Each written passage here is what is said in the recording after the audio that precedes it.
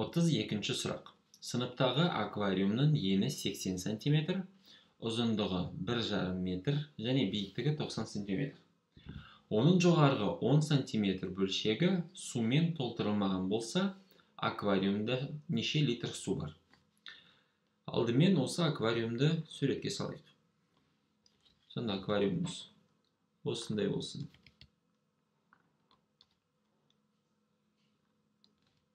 Осындай біздің ұзындығы, мына жерде 150 см, биіктігі 90 см және ені 80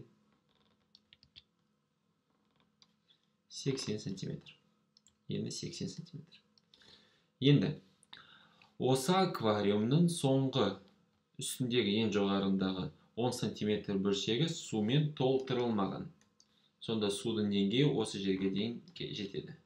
Судың деңгейі осы жерге дейін жетеді. Сонда мынаның барлығы астында ол су. Мынау барлығы су. Ал үстінде бос. Үсті бос. Енді мына жердегі соңғы сумен толтырылмаған биіктік ол 10 см. Енді осы аквариумдегі судың көлемін табу керек және оны литрға аудару керекпіз.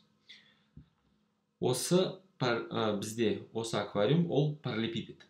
Сол үшін параллелепипедтің көлемін табу үшін формуланы қолданамыз.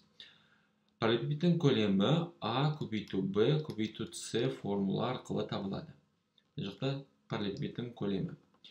Мына жерде бізде ұзындығы белгілі, ені белгілі, биіктігі белгілі, бірақ барлық биіктікті алу керек емес.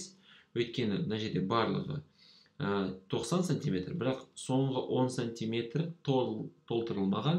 Сол үшін 90-нан 10-ды азайтамыз да, мына жерде судың биіктігі 80 бізде сантиметр. Және көлемін табу үшін параллелепипедтің біз аламыз да, осы 150-ді 80-ге және тағы 80-ге көбейтеміз. Сонда параллелепипедтің көлемі бізде нешеге тең болып шығады? Мына екеуін көбейткенде шығады бізде 120 және тағы 2 0, 12.000 көбейтілген 80. Параллелепипедтің көлемі тең, мына жерде 96 және тағы 4 0. 12-ні 8-ге көбейттім, 96 және 4 0-ді жаздым. 960 сантиметр куб. Неге сантиметр? Өйткені бұл жақта сантиметрлер болды. Енді 1 литрде 1000 сантиметр куб. Мына жерде бізде 960 000 сантиметр куб. Литрге аудару үшін сол санды 1000-ға бөлу керекпіз. 1000-ға бөлгенде 3 0-ді жойып тастаймыз да, шығады 960 литр. Ол осы аквариумның көлемі. Сонда жауаптардың ішінен С жауабы 960 литр дұрыс.